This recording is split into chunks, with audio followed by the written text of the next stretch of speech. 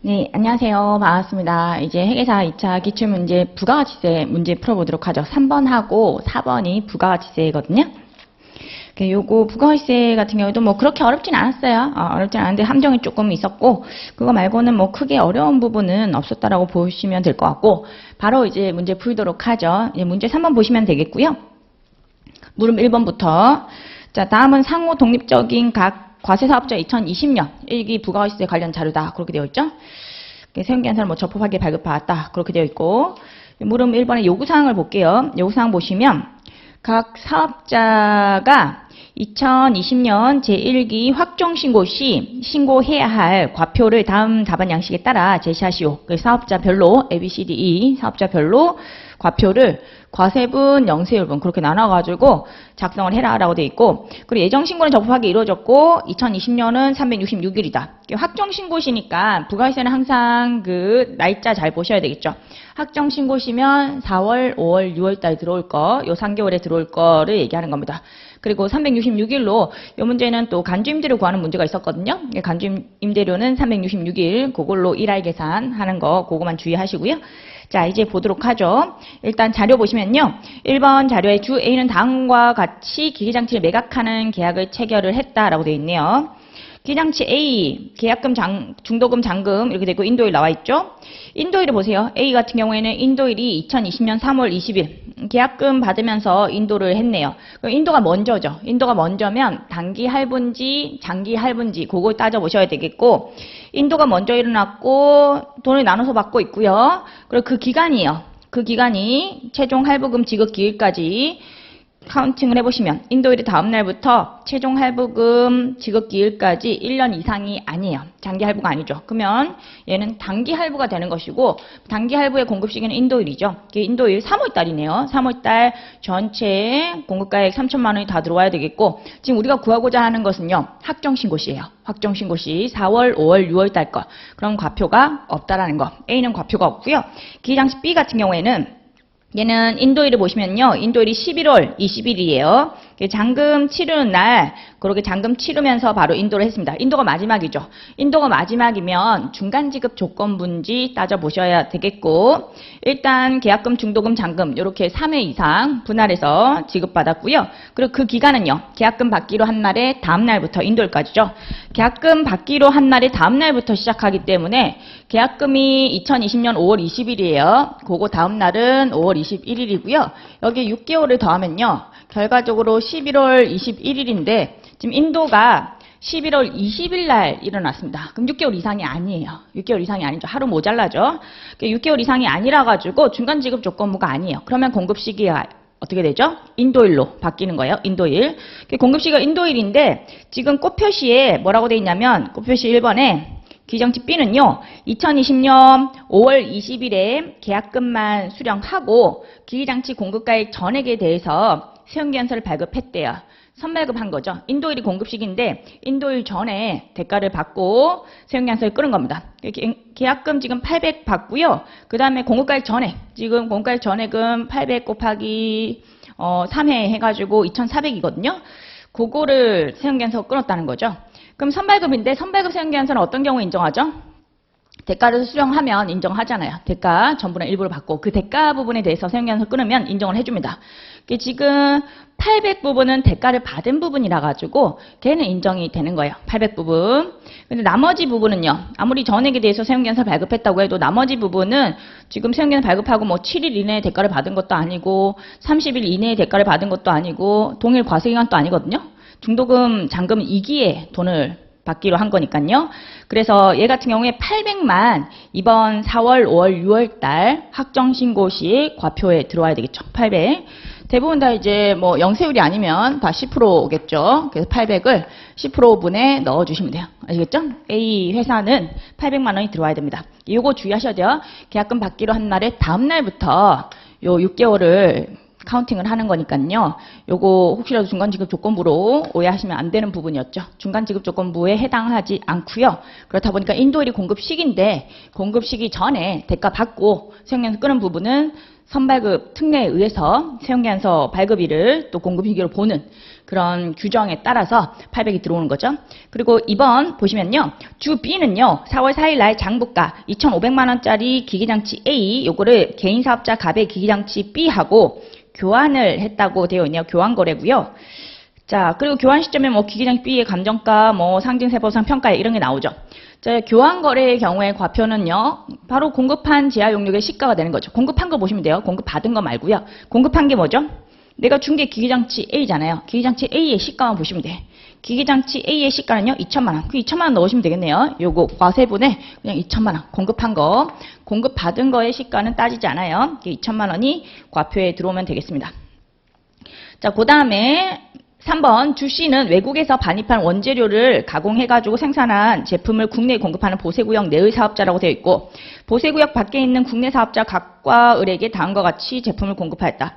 제품 A 같은 경우에 요거는 사업자 갑에게 1,000만 원에 공급을 했고요. 이에 대한 관세 과세가격 500, 관세 50만 원, 개별 소비세 150이래요. 그러면 결과적으로 세관점 과표 요걸 구하고요. 그걸 빼가지고 요 주 C의 과표를 구할 수가 있어요. 세관점 과표는요. 요것저것 다 더하면 되겠죠. 그래서 500에다가 관세 50만 원 더하고 개별 소비세 150 더하면요. 700만 원 나오죠. 1,000만 원에서 700을 빼가지고 계산하시면 되겠네요. 1,000에서 700 빼가지고 나의 과표는 300. 그렇게 계산하시면 되겠고 또 그러면 이번에 제품 B 같은 경우에 사업자 을에게 2천만 원에 공급을 했고요. 6월달 전부 다 인도일이 4, 5, 6월달에 일어났어요. A도 4월달 그리고 B도 6월달. 이에 대해서 세관장이 징수한 부가가치세는 170이래요. 170이면 나누기 10% 하면 세관장 과표가 얼마였다는 뜻이다. 1,700이었다는 뜻이죠. 1,700. 그래서 얘는 1,700을 빼가지고 300. 요거 두 개 더하면 600이 되죠. 600을 요 과세분에 넣어주시면 되겠습니다. 과세분 600. 그래서 여기서는 주 C의 과표 그걸 묻는 거예요. 이렇게 하시면 되겠고 이제 4번 같은 경우에 주 D는요. 도시지역 안에 있는 겸용주택 요거를 다음과 같이 임대를 하고 있다라고 되어 있네요. 겸용주택은 2층 건물이래요. 1층은 상가고요. 2층은 주택으로 임대하고 있고 부수토지 면적은 3,000제곱미터이다. 각 층의 면적의 지하층하고 주차장 면적은 제외되어 있다. 요거 그림을 좀 그려보면요. 겸용주택 1, 2층 이렇게 복층으로 나왔어요. 복층으로 나왔는데 뭐 2층짜리니까 그렇게 또 어렵지 않아요. 그래서 1층이 지금 건물로 1층은 상가라고 되어 있네요. 1층이 상가고 2층이 주택이래요. 1층이 상가, 2층이 주택.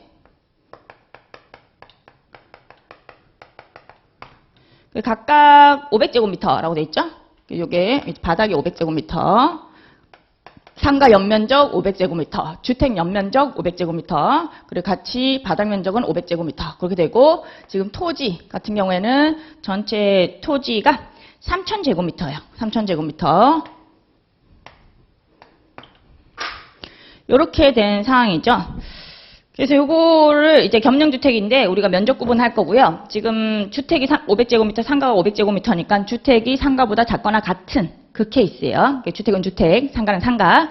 그런 식으로 가는 케이스고요. 면적 구분할 거고 주택 임대는 연세니까 과표에 들어오면 안 되고 상가 임대 부분 그거를 넣을 거고요. 임대 계약 조건 나오죠. 임대 기간이 4월부터 이번 연도 4월부터 2022년도 3월달까지네요.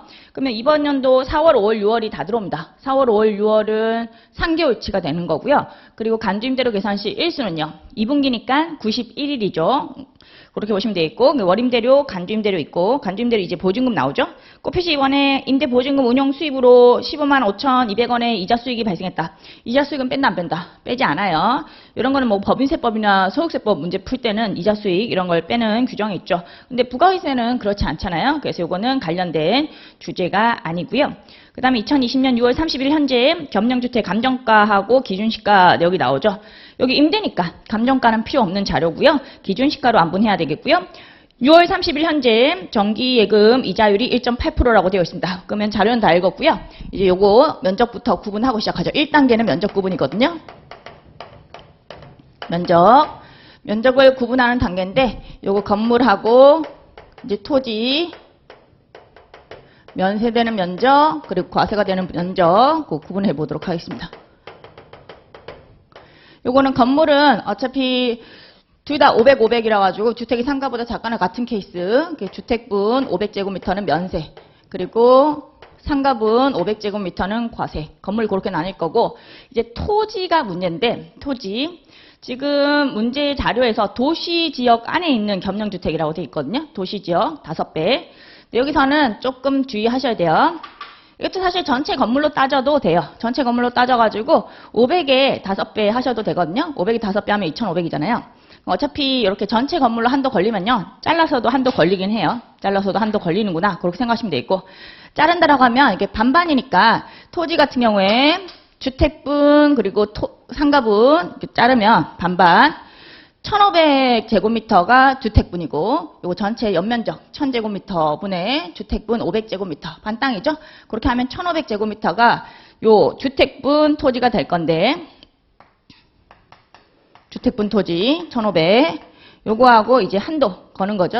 한도는 어차피 전체 건물로 잘랐을 때도 500제곱미터에 5배 하면 2,500이라 가지고 요 한도 걸렸죠. 그러면 잘라서도 어차피 한도 걸려요. 근데 문제는 주택 자른다라고 하면 주택의 바닥 면적은 몇 제곱미터로 봐야 되죠? 주택의 바닥 면적은요. 이게 둘 다 합쳐가지고 500제곱미터니까 주택의 바닥 면적은 요만큼이에요. 250제곱미터가 주택의 바닥 면적입니다. 요 500제곱미터 곱하기 전체의 연면적 1000제곱미터분의 주택의 연면적 500제곱미터 반땅이죠. 그래서 250제곱미터가 주택의 바닥 면적이라는 거 그거 주의하시고요. 그거의 5배 하셔야 되겠죠. 그거의 5배 하면 1250제곱미터가 되고 그게 주택의 연면적 500제곱미터보다 크죠. 크면은 1250제곱미터가 여기 한도예요. 한도 걸렸네요. 이렇게. 한도 걸린 케이스죠. 그래서 어차피 뭐 이런 식으로 전체 건물로 따져서 한도 걸리면요. 쪽에서도 한도 걸리게 되어 있어요. 그런 개념이고 그러면 면세되는 토지는요. 1250제곱미터. 한도 걸려가지고 여기까지가 면세가 될 거고요. 그리고 나머지 이제 뒤집어야 되겠죠. 전체 3000제곱미터에서 1250을 빼야 돼요. 1750제곱미터가 이제 과세가 되는 토지의 면적 그런 식으로 주택의 바닥 면적을 따질 때 5배 하는 기준 미터 제곱을 250으로 보셔야 된다는 거 그거 주의하셔야 되겠죠. 250에 5배 1250이라는 거 그게 연면적 주택의 연면적 500제곱미터보다 크니까 그게 한도가 되는 거예요. 1250제곱미터. 자 이렇게 하시고 이제 2단계는 임대료를 좀 계산을 하셔야 되겠죠. 임대료 계산은 지금 여기서 보시면 임대료하고 간주임대료 이렇게 두 개를 계산하셔야 돼요. 월세도 있고 보증금도 있죠. 임대료는 3개월치 계산하시면 되겠죠. 월 임대료가 지금 200만 원이고요. 우리가 4, 5, 6월달 과표 구하는 거예요.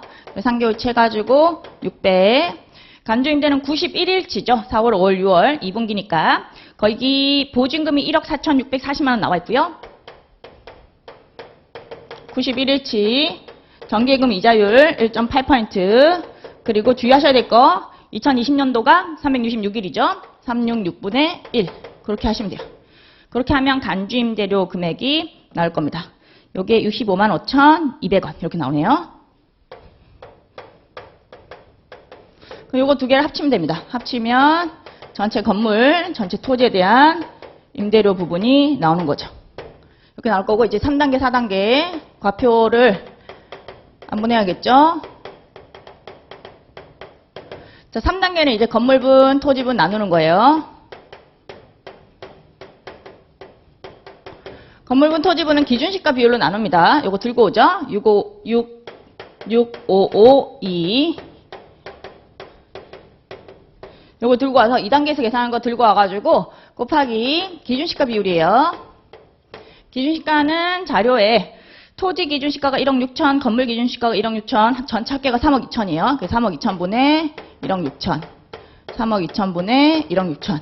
이렇게 하면 건물분, 토지분, 임대료가 나뉜 거고요. 그 다음에 1단계 우리가 구해놓은 거 면적 비율 적용하시면 되겠죠. 면적 비율. 얘는 우리가 필요한 게 과세가 되는 면적 비율 이렇게 필요한 거예요. 이렇게 해주시면 되겠다. 그래서 건물은 전체 연면적 1000제곱미터분의 반땅이네요. 500제곱미터. 토지는 전체 3000제곱미터 중에서 1750제곱미터. 이렇게 해서 계산 다음에 합치면 과표가 나온다. 라는 거죠. 요거는 계산은 생략할게요. 계산은 여러분들 한번 해보시면 되는 거니까 계산 구조를 익히는 게 중요하니까요. 이렇게 하면 이제 금액이 나올 겁니다. 금액이 이렇게 나올 거예요. 360만 4,900원. 그렇게 나오면 되는 부분이에요. 그래서 계산 좀 생략할 거고요. 여기서는 관건이 이 주택의 바닥 면적이 250제곱미터라는 거, 그것만 좀 주의하시면 되는 부분이었어요. 250 곱하기 5배 해가지고 1250이 한도라 가지고 요거 1250은 면세가 되고 1750은 과세가 되고 그것만 주의하시면 되는 부분이었습니다. 요거는 뭐 맨날 풀어보는 그런 여러분들의 왁구니까 뭐 어렵지 않았을 것 같아요. 그렇게 뭐 복축 나왔다고 해도 전혀 어렵지 않았죠. 이렇게 해서 요거 D에 과표 구하시면 되겠고, 그 다음에 E 같은 경우에 5번 자료에 나오죠. E는 2020년 5월 30일에 국내 사업장이 없는 외국 법인과 직접 판매 계약을 체결하고 그 외국 법인이 지정하는 국내 사업자 각과 을에게 각각 다음과 같이 제품을 인도한 후 대금을 외국한 은행에서 원화로 수령하였다. 이렇게 되어 있네요. 그래서 지금 보시면 지정사업자가 나왔죠. 제하를 지금 판매를 한 겁니다. 제품을 인도를 한 거죠. 그리고 동그라미 1번에 제품 A를 갑에게 인도를 했으며 지정사업자가 갑이거든요. 지정사업자에게 인도했고 갑은 제품 A를 그대로 외국 법인에 반출했다. 지금 외국 법인하고 직접 판매 계약 체결했고, 그리고 대금도 대금 결제 요건 외국한 은행에서 원화로 수령을 했고요. 그리고 지정사업자에게 인도했고 지정사업자가 그대로 반출하거나 제조 가공 후 반출할 것. 그럼 뭐죠? 수탁 가공 무역이죠. 반출을 하면 결과적으로 소비지국이 외국이 되는 거라 가지고 우리나라에서는 과세가 되면 안 돼요. 그래서 영세율 분이죠. 영세율. 요거 같은 경우에 지금 공급가액이 1,000만 원이라고 했으니까 1,000만 원은 영세율 분에 넣어주시면 되겠고요. 얘는 1,000만 원 영세율 체크를 하시고, 얘 같은 경우에 이제 영세율이 나오는 거죠. 영세율하고 이제 10% 나눠보면 지금 제품 A는 영세율 분이에요. 그게 얼마냐면 1,000만 원 영세율 분에 넣어주시고, 이제 B죠. 제품 B 같은 경우에는 얘는 공급가액 2,000만 원짜리인데 을에게 인도를 했고, 을은 제품 B 중에 70%를 과세사업에 30% 면세사업에 사용했다. 요거 이제 지정사업자한테 인도를 했고, 지정사업자가 국내에서 쓴 거예요. 근데 과세사업에 쓴 것은 영세율이 될 거고, 면사업에 쓴 것은 요거는 10%로 과세가 되죠. 그거 나누시면 돼요. 2,000만 원 곱하기 70%. 이게 영세율이에요. 그게 1,400이죠. 요게 영세율 분이고요. 그 다음에 30% 나머지죠. 600. 요게 10% 분이다. 이렇게 구분하시면 돼요. 이게 과세 영세율 구분해서 적으라고 하면 분명히 영세율이 얼마 정도는 있을 거거든요. 여기서 튀어나오죠. 그래서 10% 부분이 600이고 0% 부분이 2,400이고 요 답안 양식에다가 이렇게 적어주시면 되는 부분이에요. 요게 물음 1번이었죠. 물음 1번은 뭐 그렇게 어려운 부분이 전혀 없었어요. 그 다음에 물음 2. 물음 2를 보도록 하죠. 자, 물음 2는요. 폐업시 안전제약 문제거든요. 한번 볼게요. 다음은 과사업과 면사업을 겸용하고 있는 주한국의 부가세 신고 관련 자료이다. 별도의 언급이 없는 한 제시된 금액은 부가세가 포함되지 않은 금액이다. 그렇게 되어 있죠. 그래서 겸용사업자라는 거 문제가 요구사항 바로 보죠. 요구사항 보시면 주한국이 2020년 3월 20일에 폐업하는 경우 2020년 제1기 부가세 과표를 각 제하별로 다음의 답안 양식에 따라 제시하시오. 그래서 이렇게 답안 양식이 또 주어졌죠. 각각의 제하별로. 이렇게 계산해야 되는 건데 보죠. 1번 자료에 다음은 주한국이 2020년 3월 20일 현재 폐업할 때 사업에 사용하던 자산의 내역이고 아래 자산 중 건물과 토지는 거래사업과 면사업 겸용자산. 겸용자산이라는 걸 좀 주의하셔야 되겠죠. 토지는 어차피 면세는 거 아시죠. 간주공급 규정이 적용되지 않잖아요. 그래서 얘는 비워두면 돼요. 비워두면 되고 건물을 이제 주의하셔야 되겠죠. 겸용자산이니까 얘는 고려를 좀 해주셔야 되겠고, 다른 자산은 다 과사업 전용 자산이래요. 원재료부터 쭉 나와 있죠. 그 다음에 꼽표시 1번 잠깐만 볼게요. 꼽표시 1번에 위 자산 중 토지와 차량, 소형 승용차, 이건 매입 당시 매입세 공제를 못 받았대요. 나머지 자산은 매입 당시 매입세 공제를 받았다라고 돼 있죠. 토지는 면세니까 이거 지금 간주공급, 공급의제 규정이거든요. 폐업시 잔존제하로. 요거는 면세라 가지고 어차피 실제 공급도 면세고 간주 공급도 면세인 거예요. 그래서 얘는 따로 과세 표준이 없고요. 그 소형 승용차 같은 경우에 지금 간주 공급 규정이니까요. 전제 조건이 매입세 공제를 받아야 돼요. 매입세 공제를 받아야지만 공급으로 의제가 되는 것이고 매입세 공제를 안 받으면 공급으로 의제되지 않죠. 얘가 이제 비업용 소형 승용차였나 봐요. 그래서 얘 같은 경우에 당시에 매입세 공제를 안 받았어요. 그러면 공급으로 의제되지도 않죠. 그래서 이 차량도 그냥 비워두시면 돼요. 토지하고 차량은 바로 답이 나오죠. 비워두면 된다. 그렇게 보시면 되겠고 이제 원재료부터 쭉 볼 건데 제일 처음에 여러분들이 구분하셔야 될 거 감가상각자산인지 비상각자산인지 그거 구분하시고요. 비상각자산은 시가가 과표예요. 근데 감가상각자산은 간주시가 그게 과표가 된다는 거 그거 좀 주의하시고요. 원재료는 취득가 시가 나와 있는데 뭘 선택하면 되죠? 시가 700이죠. 700 넣어주시면 돼요. 700이 원재료의 과표가 되는 거고요. 이제 건물은 감가상각자산이에요. 얘는 취득가를 선택을 하셔야 되겠고요. 얘는 좀 주의하셔야 될 게 겸용자산이야. 겸용 과사업하고 면사업에 같이 쓴 거죠. 그거 좀 주의하셔야 되겠고 그럼 과사업에 쓴 부분은 사실 매입세 공제를 받은 부분이 될 거고 면사업에 쓴 부분은 매입세 공제를 안 받은 부분이라 가지고 공급의제가 안 돼요. 아시겠죠? 과사업에 쓴 부분이 사실 매입세 공제를 받은 부분 공급의제가 되는 거고 면사업에 쓴 부분은 매입세 공제가 안 된 부분이나 마찬가지예요. 그렇다 보니까 얘는 결과적으로 공급의제가 안 되는 부분 주의하셔야 되겠다. 자, 그래서 과세 비율을 막판에 꼭 해주셔야 돼요. 간주 시가를 먼저 구하고요. 그 다음에 과세 비율을 꼭 해주셔야 한다. 요거는 구하실 때 일단 취득가에서 출발해가지고 상각을 고려해서 간주 시가를 구하는 거죠. 상각, 얘는 상각률이 5%죠. 곱하기 경과된 과세할 수 한 다음에 뒤에 곱하기를 하나 더 넣어 놓으셔야 돼요. 그 다음에 채워넣기 하시면 돼요. 빈칸 채워넣기. 그렇게 계산하시면 빠르죠. 자, 일단은 경과된 과세할 수 계산을 해보죠. 건물 같은 경우는 취득일을 보시면 2017년 7월달 요거 제가 알려드린 방법 있죠? 2017년 7월달이면 이기네요. 이기고 지금 공급의제가 일어난 시기는 2020년 1기거든요. 1기 3월달에 폐업을 했죠? 그러면 어떻게 하면 된다고 했죠? 이렇게 3년 지났다. 그러면 1년당 과세할 수가 2개니까 3/2 이렇게 하시고 2기에서 1기로 바뀌면요. 마이너스 1 하면 된다고 했죠. 1기에서 2기로 바뀌면 플러스 1, 2기에서 1기로 바뀌면 마이너스 1. 이게 똑같다. 2기 2기다. 플러스 0이에요. 1기 1기다. 그럼 플러스 0. 그런 식으로 하시면 됩니다. 그러면 6기에서 마이너스 1 하면 5기가 지났구나. 그런 거 알 수가 있죠. 6기에서 1을 뺀 거예요. 그런 방식으로 계산하시면 편합니다. 그 다음에 얘는요. 공통으로 쓰던 그런 겸용 자산이었기 때문에 과세 비율을 곱해줘야 돼요. 그게 매입세 공제 받은 부분이고 그게 공급을 의제되는 부분이니까 과세 비율은 과세 비율인데 당기 비율이다 직전 비율이다. 우리 세법의 관점은 과세기간 도중에 어떤 사건이 일어나면 전부 다 과세기간 개시일날 이 사건이 일어난 걸로 보죠. 그럼 폐업을 언제 한 걸로 보는 거죠? 3월달이 아니라 사실 1월달 1월 1일날 폐업을 한 것으로 봅니다. 1월 1일날 과세기간 초에 폐업한 걸로 보는 거니까 단계는 썼어요 안 썼어요? 안 쓰고 폐업한 거예요. 직전까지 쓰다가 단기 초에 팔아버린 걸로 의제를 하는 거죠. 안 쓰고 판 거예요. 단기는. 단기 비율은 전혀 의미가 없고요. 직전 비율이 의미가 있죠. 이게 공통 사용자를 매각하는 경우, 유상 매각하는 경우하고 비율이 똑같죠. 직전 비율이요. 직전 과사업의 공가 비율. 그게 3번 자료에 나와 있습니다. 각 과세기간별 과세 공급가액과 면세 공급가액 비율은 다음과 같다. 직전 비율 보셔야 돼요. 직전은 2019년 2기죠. 과세 공가액 80%. 요거를 때려주시면 되겠습니다. 이렇게 하면 답이 4,800 그렇게 튀어나올 거예요. 이렇게 계산하시면 되겠고 그 다음에 이제 토지 차량은 건너뛰고 기계, 비품 기계 같은 경우에는 또 감가상각 자산이죠. 취득가에서 출발하고 비품도 감가상각 자산이라 가지고 취득가에서 출발하시면 돼요. 취득가 둘 다 취득가에서 출발하시고 둘 다 상각률은 25%잖아요. 25% 1-25% 곱하기 경과된 과세기간의 수, 그것만 넣어주시면 돼요. 눈으로 보죠. 기계장치는 2019년 2기에 취득했고요. 지금 2020년 1기죠. 그럼 1년 지났죠. 1/2 한 다음에 2기에서 1기로 바뀌었으니까 마이너스 1 해가지고 한 기 지났죠.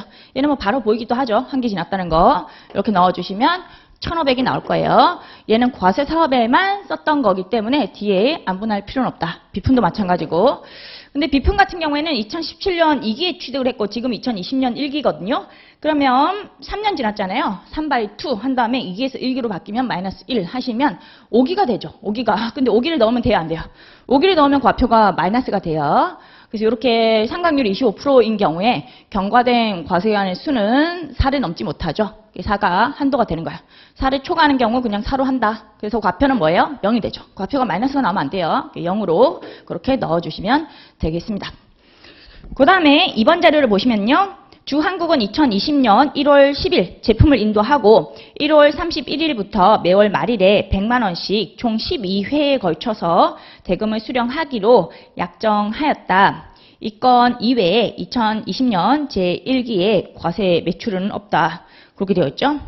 요 같은 경우에 지금 뭐 인도를 1월 10일 날 했고요. 1월 31일부터 매월 말일에 100만 원씩 12회에 걸쳐서 받기로 했다라고 하면 지금 할부로 대가를 받고 있고 인도일 1월 10일, 인도일의 다음날 1월 11일이죠. 11일부터 최종 할부금 지급 기일까지 생각을 해보시면 얘는 매월 말일이니까 12월 31일이 결과적으로 최종 할부금 지급 기일이 되고요. 그러면 1년 이상이 되거든요. 그게 장기 할부 조건에 부합하는 거죠. 장기 할부는 대가를 각본을 받기로 한 때가 공급 시기잖아요.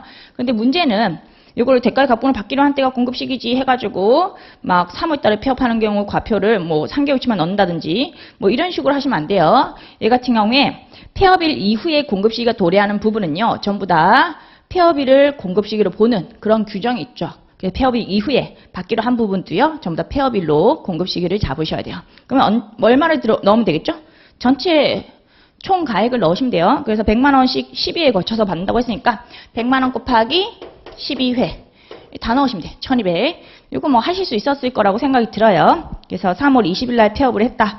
뭐 이런 게 나오지만 우리는 결과적으로 폐업일을 공급 시기로 보는 거니까 다 땡겨가지고 폐업할 때 세금 내고 폐업해야 되는 거니까 그렇게 해서 과표를 잡아주시고 합계도 답안 양식에 있어가지고요. 전체 합계를 내가지고 8,200개 합계로 나올 거예요. 그거까지 채워주시면 답안이 다 채워지죠. 이것도 뭐 기존에 나오던 유형하고 별반 차이가 없었어요. 매번 나오던 그런 유형이 나왔던 거고요. 이제 문제 4번 보도록 하죠.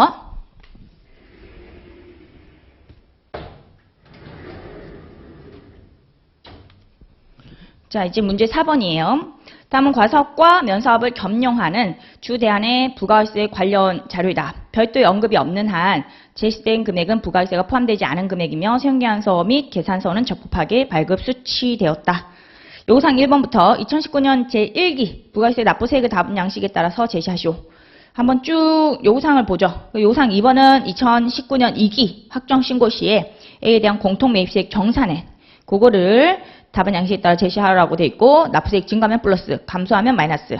요구사항 3번은 이제 또 순차적으로 2020년 1기하고 2기의 기형치 A에 대한 납부 환급세액 재계산 요거를 또 양식에 따라서 적고 납부세액 증가 플러스 감소 마이너스. 그 요구사항 4번은 또 2020년 2기 거 기형치 A 매각에 대한 부가세 과표를 다음에 답안 양식에 따라 제시하시오라고 돼 있죠. 공통 매입세 그런 정산, 재계산 그런 게 쭉 나와 있네요. 겸용사업자 문제. 자, 그래서 한번 보도록 하죠. 요 같은 경우에 이제 조금 함정이 있었는데 그래도 배점이 좀 적었어요. 5점짜리라 가지고 뭐 크게 대세에 영향은 없는 그런 문제이긴 했습니다. 자, 한번 보면요. 자료 주 대안의 과세기간별 공급가액의 내역은 다음과 같다라고 되어 있죠. 그래서 2019년 제1기에 과세하고 면세공급가액이 지금 비워져 있어요. 그리고 코페시 1번에 2019년 1기 과사업 관련 매입가액과 면사업 관련 매입가액이 2억 4천 하고 6천만 원 이렇게 각각 제시가 되어 있고 2억 4천은 전에 매입세 공제 대상이래요. 과사업 관련 매입가액. 그리고 이 매입가액에는 공통 매입가액은 포함되어 있지 않다라고 되어 있고 이번 자료의 주 대안은 2019년 4월 15일 1기죠. 1기에 기계장치 A를 4천만 원에 구입해가지고 과사업과 면사업의 공통으로 사용했다라고 되어 있고 구입 당시 면사업과 과사업의 예정 공급가액 비율은 35대 65이다. 주 대안은 2020년 10월 22일 기장치 A를 2천만 원에 매각했다. 그렇게 되어 있죠. 요구사항 1번의 답안 양식. 요 같은 경우에 매출세액에서 매입세액 빼가지고 납부세액을 구하라고 되어 있네요. 2019년 1기부터 이렇게 구해보죠. 2019년 1기 매출세액은 뭐 어렵지 않죠. 거기 1번 자료에 2019년 제1기에 과세 공급가액 5억 나오죠. 그거의 10%예요. 얘는 5억 원의 10%. 이렇게 나온 거라 가지고 금방 나오고요. 이제 매입세액인데 매입세액은 얘가 일반적인 매입이 있고요. 공통 매입이 또 있었어요. 꼴표시 1번에 나와 있죠. 1기에 과세사업 관련 매입가액이 2억 4천이라고 되어 있으니까 2억 4천에 10% 하면 뭐 2,400 여기 일반 매입세액이 될 거고 그죠? 매입세액 다 공제 대상이라고 했으니까 뭐 10% 바로 때려서 넣을게요. 그리고 이번 자료에 공통 매입세액이 있습니다. 공통 매입세액이 얼마가 있냐면 거의 4천만 원에 구입했다고 되어 있으니까 이건 구입의 기준이고 거기 10% 때리면 400만 원이 공통 매입이죠. 이 기기장치 A는 사가지고 과세사업하고 면사업에 공통으로 사용했다라는 말이 있어요. 근데 보시면 1번 자료 표에 면세 공급가액이 없잖아요. 그죠? 면세 공급가액이 없죠. 그럼 과세사업에 100% 쓴 거냐? 아니죠. 지금 공통으로 사용하고 있다고 했으니까 이렇게 둘 다 뭐 공급가액이 없거나 어느 한 사업에 공급가액이 없는 경우에는요. 그때는 공급가액 비율을 적용할 수가 없으니까 대체 비율을 적용하죠. 대체 비율. 대체 비율은 순서가 있어요. 그 순서를 좀 기억하셔야 돼요. 순서가 제일 첫 번째가 뭐죠? 매입가액 비율이 첫 번째 순서죠. 그 다음에 예정 공급가액 비율. 그 다음에 예정 사용 면적 비율. 근데 여기서는 뭐가 있었죠? 매입가액이 있었어요. 매입가액이 사온 게 있었죠. 과세사업 관련 매입가액하고 면사업 관련 매입가액이 꼴표시 1번에 있잖아요. 꼴표시 1번에. 그 매입가액 비율을 적용하셔야 되는데 이게 매입가액은 꼴표시 1번에 붙어 있고 이번 자료의 제일 끝에 구입 당시에 면사업과 과세사업의 예정 공급가액 비율은 35대 65이다 이렇게 적혀져 있으니까 여러분들이 이번 자료에 그 기기장치 A 사온 자료에 바로 35대 65가 붙어 있으니 예정 공급가액 비율을 적용했을 가능성이 좀 클 것 같아요. 아마 요게 바로 붙어 있으니까 그 자료가 가깝잖아요. 자료 가까이 붙어 있다 보니까 이걸 적용했을 가능성이 있는데 규정대로 문제를 푸셔야 돼요. 이런 게 함정이죠. 그래서 조금 매입가액은 위에 붙어 있고 그 다음에 예정 공급가액 비율은 좀 바로 옆에 붙어 있고 그렇다 보니까 위치가 가까운 예정 공급가액 비율을 적용했을 가능성이 있는데 규정대로 순서가 매입가액이 있으면 매입가액 비율이 우선시 되는 거죠. 예정 공급가액 비율보다. 그래서 매입가액 비율을 적용하셔야 돼요. 요거 매입가액 같은 경우는요. 단계 사온 거 거기 꼴표시 1번에 나와 있는 거 과세사업 관련이 2억 4천이고요. 면사업 관련 매입가액이 6천만 원. 두 개 합쳐보면 3억이죠. 3억 원치를 사왔고 그중에서 과세사업의 매입가액이 2억 4천. 2억 4천 80%죠. 이 80% 적용하셨어야 돼요. 괜히 거기 이번 자료에 나와 있는 과세사업의 예정 공급가액 비율 65%를 때렸으면 틀렸겠죠. 이런 게 좀 함정이 될 수가 있는 거예요. 약간의 거리를 두는 거죠. 자료에 거리를 좀 둬가지고 요 매입가액 자료는 1번 자료에 꼴표시로 붙여놓고 그리고 예정 공급가액 자료는 2번 자료에 바로 붙여놓고 그런 식으로 하면 여러분들이 함정 빠지기 되게 좋거든요. 출제를 할 때. 그런 식으로 약간 함정을 파놓은 건데 빠졌을 가능성도 없지 않아 있었을 것 같아요. 이렇게 매입가액 비율을 적용해가지고 안분을 하고요. 그렇게 하면 이제 매입세액이 나옵니다. 매입세액은 400에 80%, 320 하고요. 2,400 더하면요. 2,720만 원. 그게 매입세액이 되죠. 납부세액은 매출세액에서 매입세액 빼가지고 바로 계산하시면 되는 부분. 여기서는 요거 주의하셨어야 돼요. 요거. 공급가액이 둘 다 없거나 공급가액이 어느 한쪽만 없어도 그때는 공통 사용하는 제하의 경우에 대체 비율을 적용하고요. 대체 비율 같은 경우에는 얘는 순서가 매입가액의 비율 이게 첫 번째 순서고 그 다음에 예정 공급가액 비율 그리고 세 번째가 예정 사용면적 비율이에요.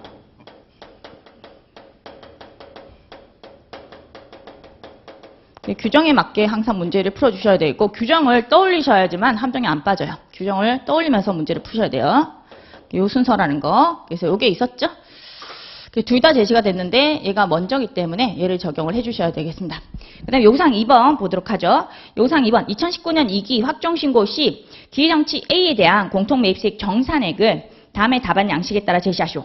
지금 우리가 대체 비율로 이렇게 적용을 했죠. 이게 대체 비율인데 대체 비율로 적용을 했으면 나중에 확정된 공급가액 비율이 나오면요. 그걸로 정산해줘야 되잖아요. 정산.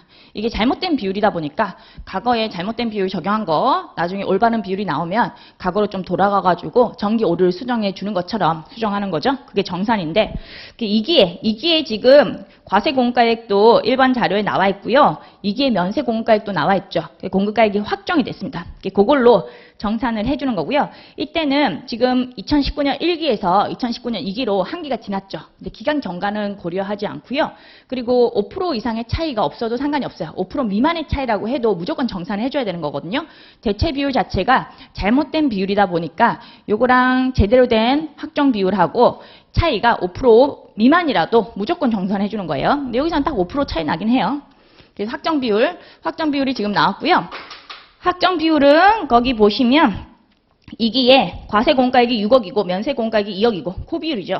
그래서 8억분의 결과적으로 이제 과세 공가액 비율은 6억이 될 거고 면세 공가액 비율은 8억분의 2억이 될 거예요. 근데 여기서는 플러스 마이너스 효과를 물어봤기 때문에 이런 플러스 마이너스 효과를 물어봤을 때는 어떤 비율이 좋다고 했죠?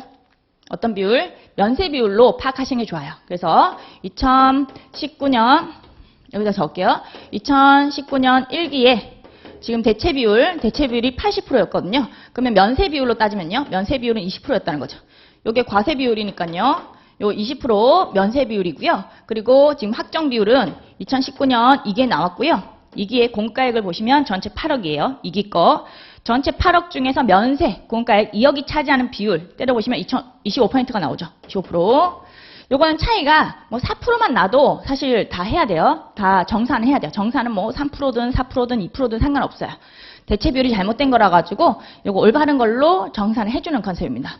5%가 낮긴 했지만 5%가 아니어도 꼭 정산을 해주시는 거 주의를 좀 하시고요. 기간 경과를 절대 고려하시면 안 돼요. 얘는 전기로 돌아가가지고 이때부터 25%였는데 그거를 몰라가지고 20% 적용한 거니까 이때부터 고쳐주는 거예요. 이때도 25%, 이때도 25% 그런 개념이거든요. 이거는 이제 계산하실 때 400만 원 공통 매입세액이 있으면요. 곱하기 그냥 요 차이 비율 적용을 해주시면 되겠습니다. 25%에서 20% 이렇게 빼면 되겠죠. 5%. 그럼 20만 원 나올 거고요. 요거는 납부세액의 효과는요. 이렇게 면세 비율로 파악하는 이유가 면세 비율이 증가하면 납부세액이 플러스 효과가 나요. 그러면 여러분들이 헷갈릴 일이 없다는 거죠. 그래서 시험장 가가지고 이걸 또 논리적으로 생각하실 겨를이 별로 없어요. 그래서 바로 면세 비율 증가? 그럼 납부세액이 플러스. 그렇게 이해하시면 돼요. 불공제가 증가하는 거니까 납부세액이 늘어나죠. 이 같은 경우에 면세 비율이 증가됐구나. 면세 비율이 증가되면 이렇게 증가되면 플러스다. 그런 식으로 항상 기억을 해놓으시는 게 좋아. 플러스 마이너스 효과까지도 물어봤거든요. 증가하면 플러스, 감소하면 마이너스를 부호를 함께 기입을 하라고 했으니까 답안 양식을 적어주실 때 이렇게 플러스 20만 원 그렇게 적어주시면 되는 부분이었죠. 자, 그렇게 보시면 되고 이제 요구사항은 3번이에요. 자, 이제 요구사항 3번. 요구사항 3번 같은 경우에 2020년 1기하고 2기의 기계장치 A에 대한 납부 환급세액 재계산. 요거 다음에 답안 양식에 따라 제시하시오. 이렇게 되어 있네요. 요거 납부 환급세액 재계산을 얘기하는 거고요.